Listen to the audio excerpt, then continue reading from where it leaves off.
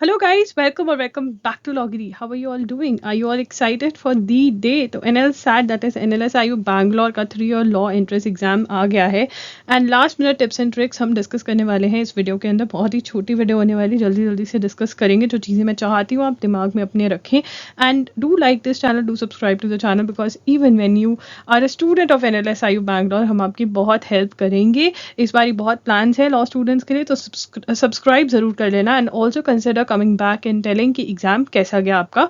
ठीक है, चलिए स्टार्ट करते हैं आज का session. First and foremost it's very very important कि यहाँ पे आपको एक बात पता हो कि जो पार्ट ए है वहाँ पर अगर आप करेक्ट मतलब देते हैं, करेक्ट आंसर देते हैं, चलो करेक्ट आंसर तो दोगे उसके तो मार्क्स आपको मिलेंगे ही, बट यहाँ पे आपको पता होना चाहिए कि अगर आप रॉन्ग आंसर देते हो या फिर अगर आप आंसर नहीं देते हो क्वेश्चन का तो 0.5 मार्क्स कटेंगे. 0.25 नॉट 5, 0.25 मार्क्स अगर आप रॉन्ग करते हो तब भी कटेगा. ठीक है, और अगर आप लीव कर देते हो क्वेश्चन को, स्किप कर देते हो तब भी कटेगा. तो इसका मतलब क्या है? इसका मतलब है कि पार्ट ए के अंदर हम सब कुछ अटेम्प्ट करके आने वाले हैं, क्योंकि अगर हम नहीं अटेम्प्ट करेंगे तो मार्क्स कटेंगे. इससे अच्छा गलत करके ही मार्क्स कटवा लो. ठीक है ना, तो हमें पार्ट ए में हर चीज़ अटेम्प्ट करके आनी रहेगी क्योंकि ये सिस्टम है. ठीक है ना, तो एक तो ये वाली बात मुझे आपको क्लियर करनी थी कि आपको हर क्वेश्चन अटेम्प्ट करना है पार्ट ए के अंदर, जो आपका ऑब्जेक्टिव टाइप का पेपर है NLSAT का. उसके बाद हमारा पार्ट बी राइटिंग है.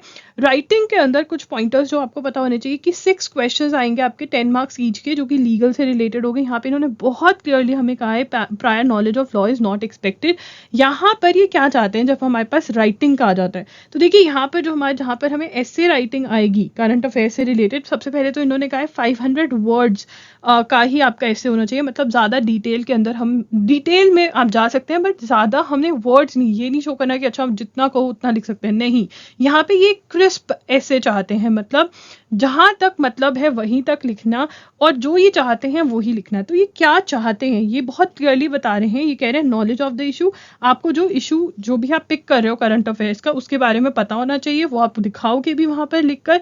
Ability to make cogent written arguments. Cogent का मतलब क्या होता है? क्लियर, लॉजिकल, ठीक है, स्ट्रॉन्ग, ठीक है, कन्विंसिंग, ये मतलब टाइप के आर्ग्यूमेंट्स वो चाहिए. मतलब आपको वहाँ पर दिखाना है कि भाई बहुत सारा वकील तो मैं हूँ ही ऑलरेडी और बाकी का NLSIU बैंगलोर वाले मुझे बना देंगे. तो ये प्रूफ करके आना है, आपको जो टॉपिक है उससे रिलेटेड आर्ग्यूमेंट्स देकर आने हैं. ठीक है, और यहाँ पर फिर ability to write a well structured ऐसे. तो 3 चीजें बहुत क्लियरली इन्होंने बता दी. Number 1 knowledge of the issue, number 2 arguments देने हैं, ऑब्वियसली रीजन भी देना कि यार मैं ये सोचती हूँ ये हो सकता है क्योंकि ये है. तो स्ट्रॉन्ग कैसे बनेगा आर्ग्यूमेंट? अगर उसके पीछे एक रीजन होगा, आपकी ओपिनियन होगी. ठीक है, वेल स्ट्रक्चर्ड आर्ग्यूमेंट ये नहीं कि पहले कुछ और बात करो उसके बाद और इंट्रोडक्शन दो छोटी सी कि आप जिसमें आप बता पाओ कि हाँ भाई मुझे इशू के बारे में पता है, फिर आप आते हो कि ये हो रहा है, ये हो रहा है, इसका ये ओपिनियन है, इसका ये ओपिनियन है. ये आप कर सकते हो. ठीक है ना.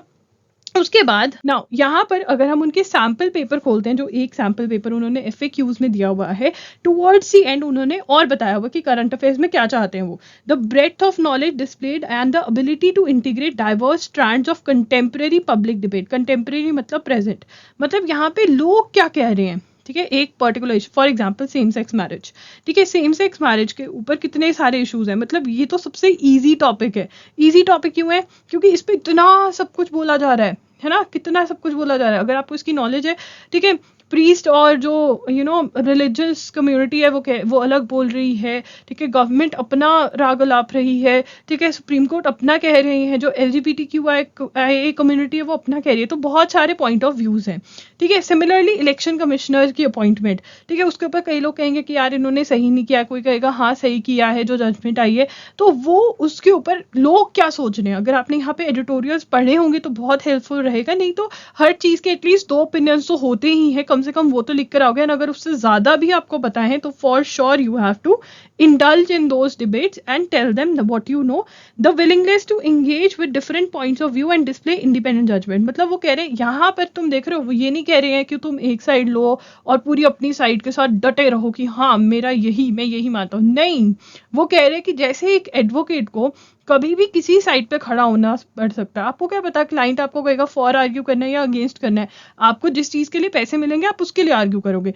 सिमिलरली यहाँ पर ये चाहते हैं कि आप डिफरेंट डिफरेंट आर्ग्यूमेंट्स उठाएं, उसके साथ अपने आप को इंगेज करें कि अगर आप येस कह रहे हैं तो उसके साथ भी, नो के साथ भी, तो ये आपको कहीं नहीं रहे कि साइड लेनी है। बहुत ही ईजी हो गया जिंदगी आपकी।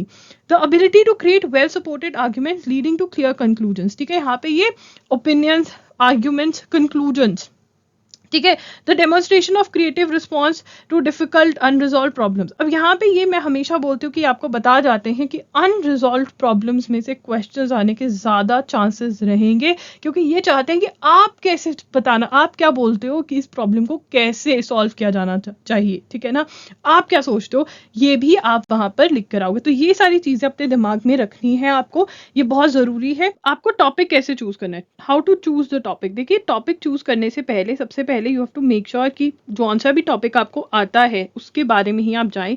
अगर आप कंफ्यूज हैं, दो के बीच में कंफ्यूज हैं, तो कैसे आप बेस्ट चूज कर सकते हैं, आप एक ड्राफ्ट बनाएंगे। वो तो आप बनाएंगे, जिस भी टॉपिक पे आप लिखने का सोच रहे हैं उसका ड्राफ्ट जरूर बनाएं। ड्राफ्ट में आप पूरा पूरा नहीं लिखना है, इंट्रो के अंदर ये पॉइंट लिख सकते हैं, ठीक है, आर्ग्यूमेंट में मेरे पास ये है, कंक्लूजन ये है, ठीक है, रीजन मेरे पास ये है। तो ऐसा सा आप बना लीजिए दोनों का, एंड जिससे रिलेटेड भी आपके पास मैक्सिमम पॉइंटर्स हैं, ठीक है, अलग अलग मैक्सिमम पॉइंटर्स हैं जिसके बारे में आपको एक बेटर अंडरस्टैंडिंग है, वो वाला आप उठाकर उसके ऊपर आप अपना ऐसे लिखें, ठीक है ना। यहाँ पे इस एग्जाम के लिए मैं कहना चाहती हूँ, स्पेशली राइटिंग सेक्शन के लिए, जितना आप कूल हेडेड जाएंगे। देखिए, मैं हमेशा अपने बच्चों को बोलती हूँ कि आपकी ड्यूटी क्या था, पढ़ना। आपने एक दिन पढ़ा, 2 दिन पढ़ा, जितने मर्जी दिन पढ़ा, या बिल्कुल भी नहीं पढ़ा, आपने फॉर्म फिल किया है, आपकी ड्यूटी क्या है, आप जाइए एग्जाम देकर वापस आ जाइए, बस, ठीक है। टेंशन लेने से क्या होगा, अरे ये नहीं मिला तो क्या होगा, कुछ ना कुछ तो हो ही जाएगा, कहीं ना कहीं से तो आप लॉ कर ही लोगे।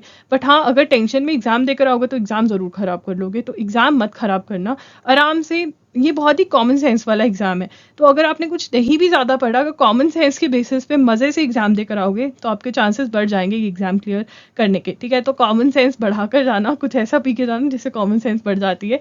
Just kidding. All the very very best guys. ज़रूर आकर बताना पेपर कैसा गया। Bye bye, take care, all the very best. If you have any doubts comment कर देना, आई विल रिप्लाई। बाय।